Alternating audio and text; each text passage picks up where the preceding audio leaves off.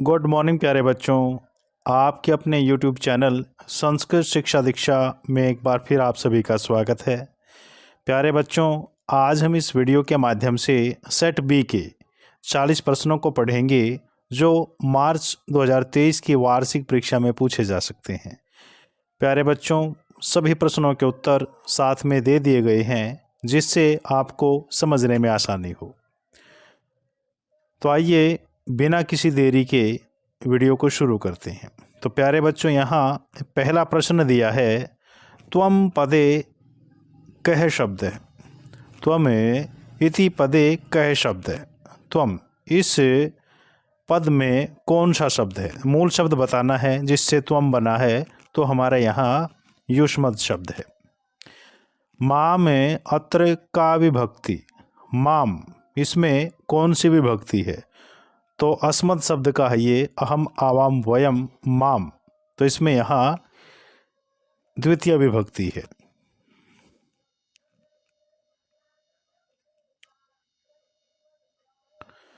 सह इति पदे किम वचनम, सह इस पद में कौन सा वचन है? तो यह एक वचन है, तद शब्द है। तद शब्द रूप जब बनाते हैं हम, तब सह तौते ये तीन बनते हैं। तो सह वहाँ एक वचन है, तौ द्विवचन है और ते बहुवचन है। तो यहाँ जो सह है वह हमारा एक वचन है। छात्र शब्दस्य तृतीया एक वचने किम रूपम, छात्र शब्द की तीसरी विभक्ति एक वचन में क्या रूप बनता है? तो इसमें बनेगा हमारा छात्रेण। पिबंती पदे कह धातु, पिबंती इस पद में मूल धातु कौन सी है? तो इसमें जो मूल धातु है वह है हमारी पा धातु। अतिष्ठत पदे कह लकार है। अतिष्ठत इस पद में कौन सा लकार है? तो स्था धातु है, स्था को तिष्ठ हो जाता है और लंग लकार प्रथम पुरुष एक वचन में अतिष्ठत बनता है। गच्छामि इति पदे कह पुरुष है। गच्छामि इस पद में कौन सा पुरुष है? तो गच्छति, गच्छते, गच्छन्ति ये लट लकार का है और उत्तम पुरुष एक वचन है। उत्तम पुरुष एक वचन, गच्छामि, गच्छाव, गच्छामि ये शब्द वहाँ बनते हैं। पठन्ति पदे किम वचनम, पठन्ति इस पद में कौन सा वचन है या यह कौन सा वचन है? तो यह हमारा बहुवचन है। पठति, पठतः, पठन्ति। अस धातो लट लकार प्रथम पुरुष एक वचने किम रूपम, अस धातु के लट लकार प्रथम पुरुष एक वचन में कौन सा रूप बनता है? तो इसमें बनता है हमारा अस्ति। कन्या इति पदे कह लिंग, कन्या इस पद में कौन सा लिंग है? ये बताना है यहाँ, ये नपुंसक लिंग है या पुल्लिंग है या स्त्रीलिंग है? तो प्यारे बच्चों, कन्या शब्द जो है यहाँ स्त्रीलिंग है। कुर्वन् जमा एव किम संधि पदम, कुर्वन् जमा एव इनसे कौन सा संधि पद बनता है? तो इनसे बनेगा हमारा कुर्वन्नेव। तद्धावत अत्र किम संधि विच्छेद पदम, तद्धावत है इस शब्द का संधि विच्छेद पद क्या होगा? तो इसका बनेगा हमारा तत् धावत है। दक्षिणार्थी पदे संधे नाम किम, दक्षिणार्थी इस पद में संधि का क्या नाम है? तो इसमें बनेगी हमारी दीर्घ संधि। तो दक्षिणा जमा अर्थी, दक्षिणा का आ और अर्थी का अ दोनों मिलके आ हो जाते हैं, इसलिए हमारे यहाँ दीर्घ संधि है। उभयत उपपद योगे का विभक्ति, उभयत इस उपपद के योग में कौन सी विभक्ति होती है? तो उभयत, सर्वत, अधिक, उपरि, उपरि, अधोअध इन सब के योग में द्वितीय विभक्ति होती है। नमः उचित पदेन वाक्यम पूर्यते, नमः इस उचित पद से वाक्य को भरिए। ये यहाँ खाली स्थान दिया है, अब इसमें बताना है कि कौन सा आएगा। तो इसमें आएगा हमारा गुरवे पहला। गृहम गृहम खालिस्तान जलम उचित उपपदम योजयते। अब यहाँ रिक्त स्थान भरना है। यहाँ आएगा हमारा उभयते। बही उपपद योग्य का विभक्ति बही, इसमें हमारी पंचमी विभक्ति होती है। अधिकरणे का विभक्ति अधिकरणे, इसमें सप्तमी विभक्ति होती है। तपोधन अत्र किम विग्रह पदम, तपोधन इसका विग्रह पद क्या होगा? तो तप धनम यस्य है, तप ही धन है जिसका, उसे कहते हैं तपोधन है। तपोधन पदे समास नाम किम, ये जो तपोधन शब्द है इसमें कौन सा समास होगा? इसमें रहेगा हमारा बहुब्रीहि समास। महान ऋषि अत्र किम समस्त पदम, महान ऋषि इसमें समस्त पद बनाना है, इसमें हमारा समस्त पद बनेगा महर्षि और समास होगा कर्मधारय। त्रि जमा कत्वा संयोगे किम रूपम, त्रि और कत्वा के संयोग से कौन सा रूप बनता है? तो वह बनता है हमारा तीर्थवा।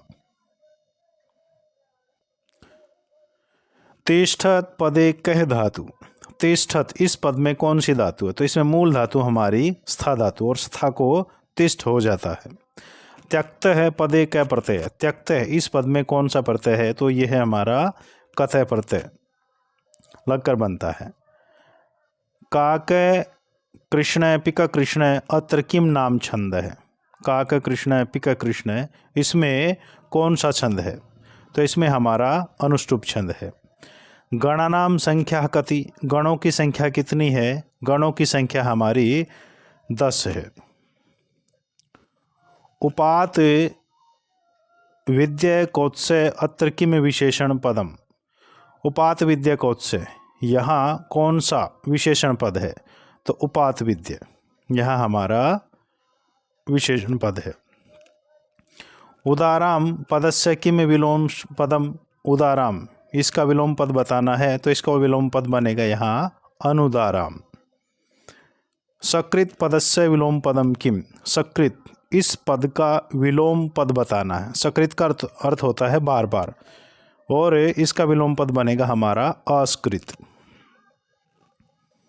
मूर्ख पदस्य विलोम पदम चिनुत है, मूर्ख इस पद का विलोम पद बताना है, तो वह बनेगा हमारा विद्वान। देह पदस्य पर्याय पदम किम, देह इस पद का पर्यायवाची शब्द क्या होगा?